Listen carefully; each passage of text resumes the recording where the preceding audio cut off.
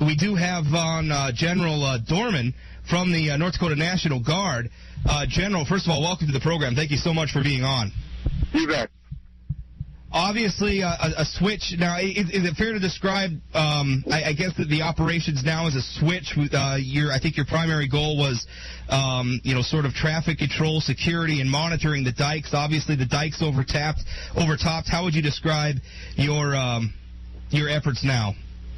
Well, the dikes are not failing, but they are starting to overtop. We continue to monitor the dikes, but for safety reasons, we're doing that for more a standoff position. So I mentioned that switch somewhat with the mandatory evacuation that was ordered at 1 o'clock this afternoon. We have soldiers and airmen from the National Guard going door to door to confirm that everyone got the message and is getting out. Also setting up traffic control points. And we're not totally done fighting the fight here. We're also helping out the city with placing some trap bags to try to save portions of the city.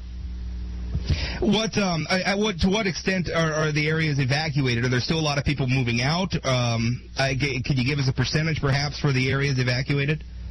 Well, I really can't. Right now, I took an aerial view of what's going on in Minot earlier this morning.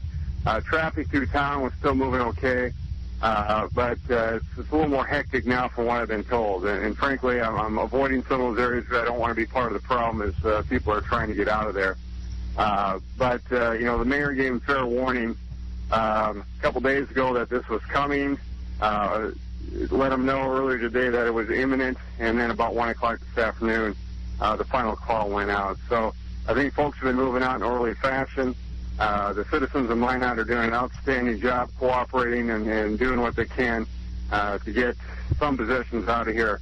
But the focus right now really is on protecting lives.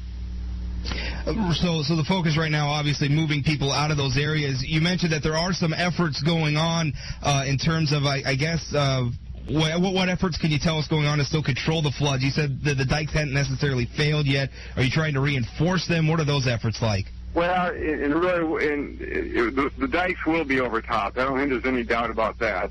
But where there are weak spots, we have been shoring them up just to buy some time, and then working with the city to see what sort of secondary protection we can put in to maybe protect a portion of the town. So those are the efforts right now. But again, monitoring the levees, but from a distance.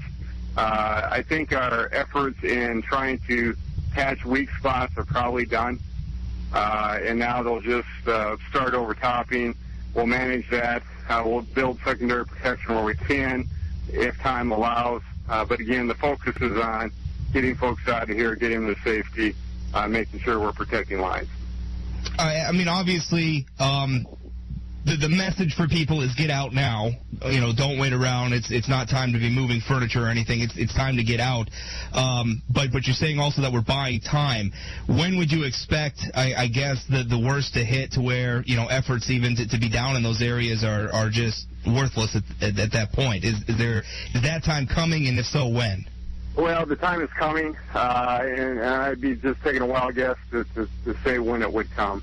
There's engineers, there's hydrologists looking at this. There'll be another report out of the Corps of Engineers later on this afternoon.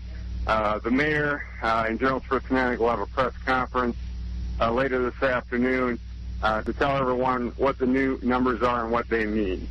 But just based on what we're seeing taking place upstream, Burlington ordered a mandatory evacuation just before Minot did. We know that water's coming this way. So the message is, get out now, protect your life, don't worry about your property, and that message has been very clearly stated by the mayor and other officials here in Minot. Obviously, this having been moved up, I think the original evacuation deadline was 10 o'clock tonight. Earlier today, it was moved up till 6, and then we pretty much got the order, it's now, get out. What precipitated that? Just water, I guess. We know what precipitated it. Water moving down the river. Were you surprised about how fast that came up?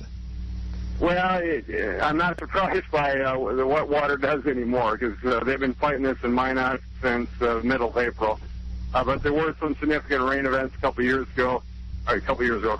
ago, and just trying to to figure out what they mean, when that water is going to collect, what they can store in reservoirs. I mean, it's a lot of work goes into this by the National Weather Service and Corps of Engineers to give city leaders the best information they can.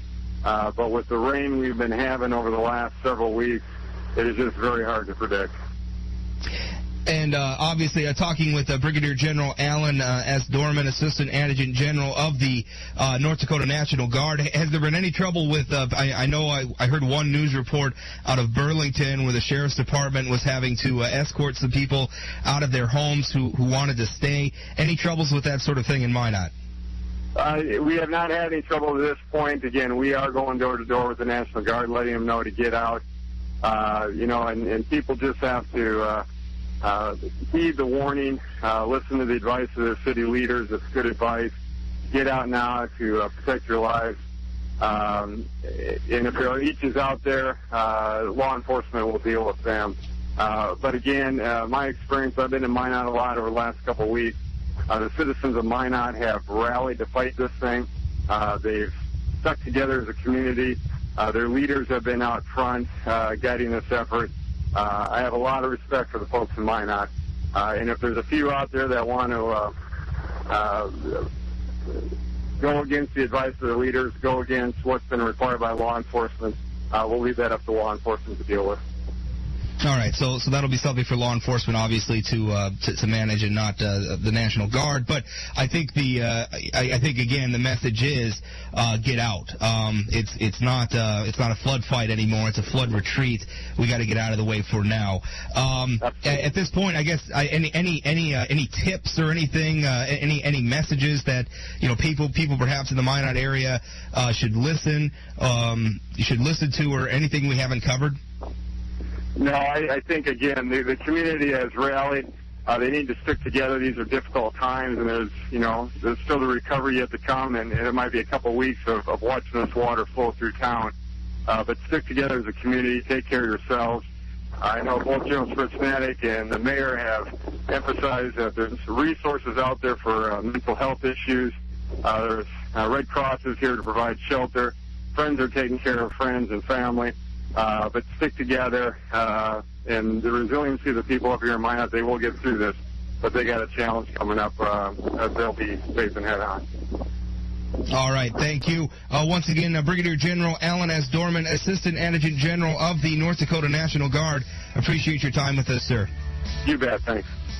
I'm Rob Port, sitting in for Scott Hennon, broadcasting live from the flood zone in Minot, North Dakota. I just had an amazing before and after picture sent to me here. I'll put it up on the blog here momentarily. We'll be back right after this, so go away.